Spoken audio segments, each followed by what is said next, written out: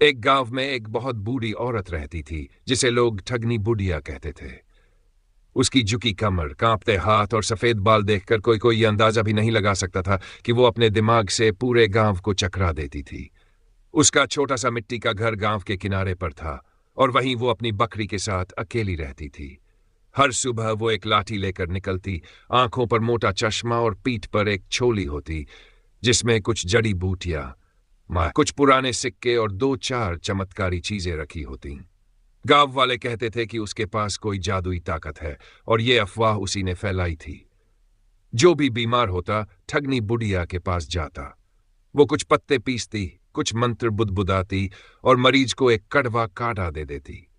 लोग मानते थे कि वो ठीक हो जाते हैं, लेकिन असल में उनका रोग पहले ही अपने समय से ठीक हो रहा होता था। एक दिन गांव में एक अमीर साहूकार आया। उसका बेटा बहुत बीमार था। गांव वालों ने उसे ठगनी बुढ़िया के पास भेजा। बुढ़िया ने पहले तो कहा कि यह बीमारी तो बहुत भारी है, इसके लिए उसे दुर्लभ जड़ी बूटी चाहिए जो सिर्फ पहाड़ी जंगल में मिलती है। साहूकार ने तुरंत पैसे दिए और बुढ़िया अगले दिन एक पत्ते का रस लेकर आई।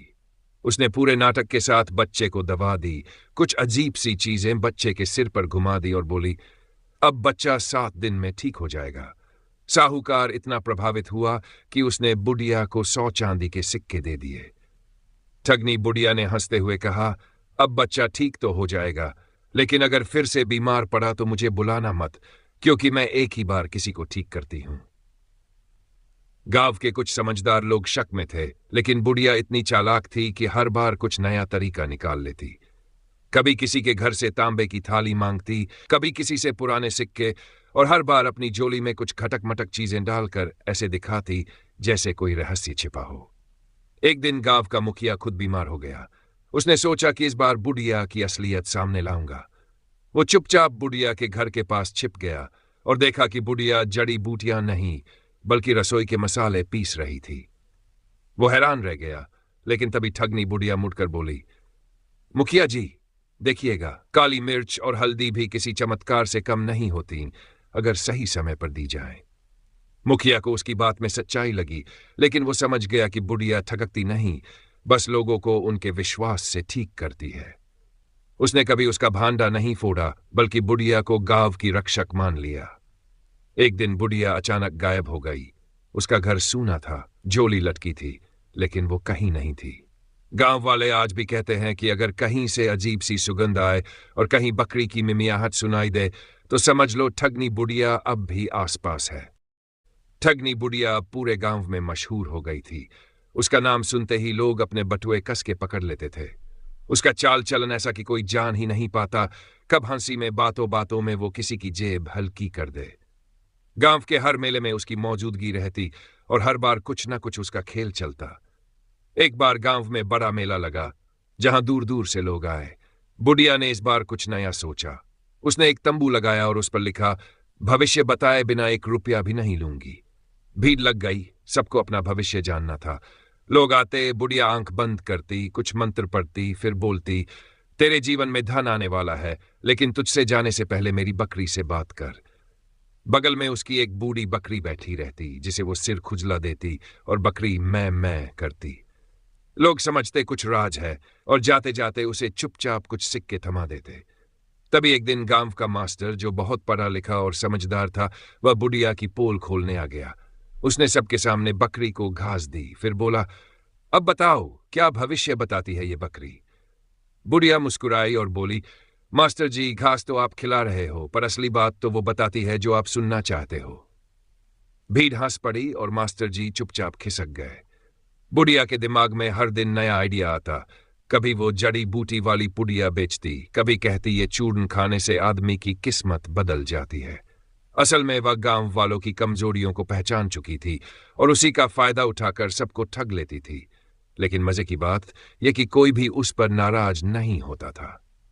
अगर आप चाहें, मैं अगले भाग में बताऊंगी कि कैसे ठगनी बुढ़िया ने शहर के मेले में जाकर पूरे शहर को घुमा दिया।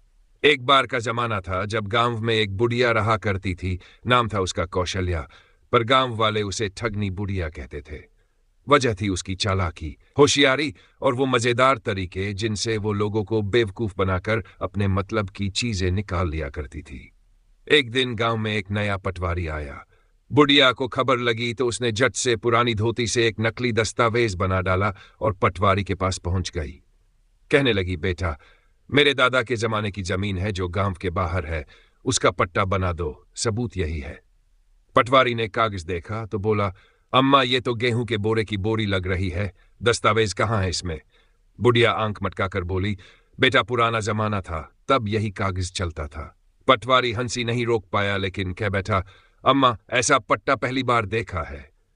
बुढ़िया कहाँ हार मानने वाली थी।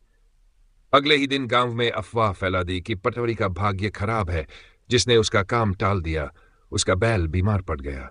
गांव वाले वैसे ही अंधविश्वासी थे। पटवारी के दरवाजे पर भीड़ लग गई। पटवारी डर गया और बुढ़िया को बुलवाकर बोला, अम्मा, पट्टा बनवा दूं, पर तू बस लोगों से कह दे कि मैं अच्छा आदमी हूं। बुढ़िया ने चुटकी बजाई और बोली, बस बेटा, अब तेरी किस्मत खुलेगी। ठगनी बुढ़िया अब गांव की बड़ी हस्ती बन चुकी थी। लोग उससे सलाह लेने आते थे। अम्मा, शादी में बरसात रुकवानी है। अम्मा, पड़ोसी की मुर्गी रोज मेरे आंगन में अंडा देती है, उसका समाधान करवा दो। और अम्मा सबका समाधान एक पोटली से करती थी, जिसमें कुछ चुड़ैल जैसे सामान रखे होते थे, सूखे नींबू, मिर्च, मटके का ढक्कन और टूटे हुए चूड़ियों के टुकड़े। एक बार गांव में नगर कीर्तन आया। बुढ़िया ने अपना एक अलग स्टॉल लगा लिया। भूत भगाने की टिकिया, प्रेम बढ़ाने की चूड़ और सौतन से छुटकारा पाने की पत्ती। लोग लाइन में लग गए। एक औरत ने पूछा, अम्मा, ये सौतन वाली पत्ती क्या करती है? बुढ़िया मुस्कराई, बहू, ये पत्ती सौतन के सामने जला दो, फिर देखो कैसे खांसी का बहाना बनाकर वो शहर भाग जाएगी। कहानी का अगला हिस्सा भी इसी मजेदार अंदाज में आगे बढ़ेगा। आप कहें तो मैं तुरंत आगे का हिस्सा सुनाऊं?